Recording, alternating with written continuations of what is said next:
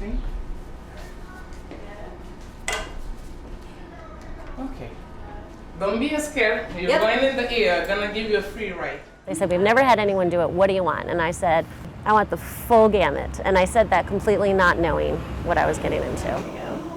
Kristen Murphy is in medical school, studying to become a geriatrician. They sort of ran off a couple things. They were like, well, do you want a Hoyer lift? And I had said, sure. Did not know what a Hoyer lift was. Had no idea. None whatsoever. At age 38, she's spending 2 weeks at the Sarah Newman nursing home, playing the part of an 85-year-old stroke patient, hoping to learn more about her future patient population. She came to us with a predetermined set of diagnoses and characteristics.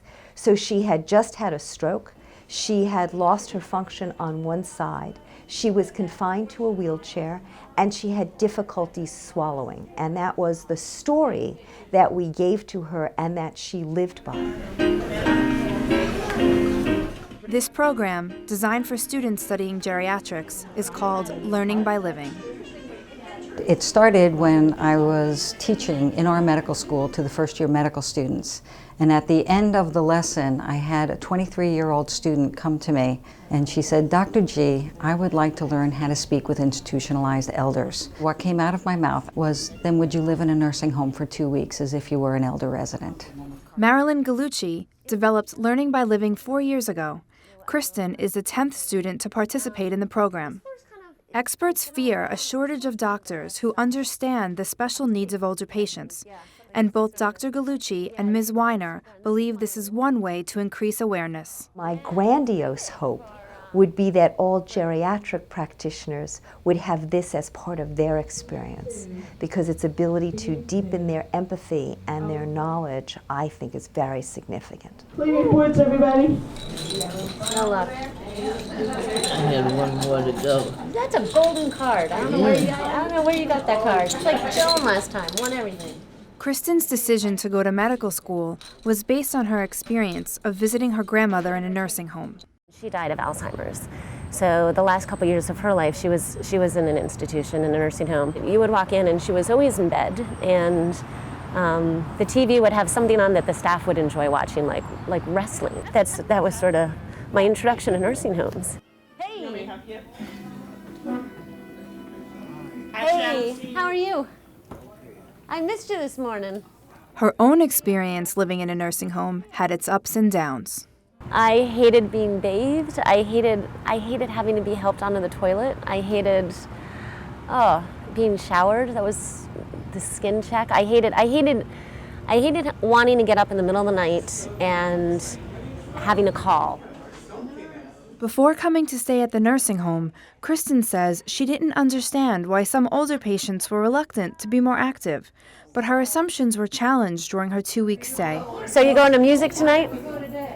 The music. Yeah, there's music tonight. I think so. You? Oh yeah, is it here? I've met a lot of folks who, they've been struggling for so long with really painful arthritis, for example. They've had tough lives, they've worked really hard. They're in physical pain. And sure, they could get up and walk. They could push a wheel around, but it hurts, and they're tired. And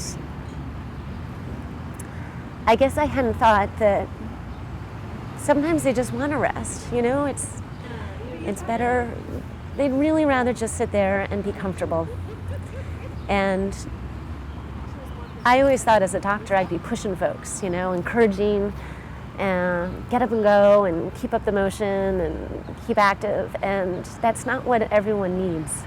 Have fun having your hair done, going out with your niece. Yeah, thanks. Have a nice lunch. You're not going, are you? No, where am I going to go? I'm going to go in the bed. I hope it wasn't like a mean game for me to come in and make friends and then leave. I hope they don't see it that way. I'm just stuck. I can't go.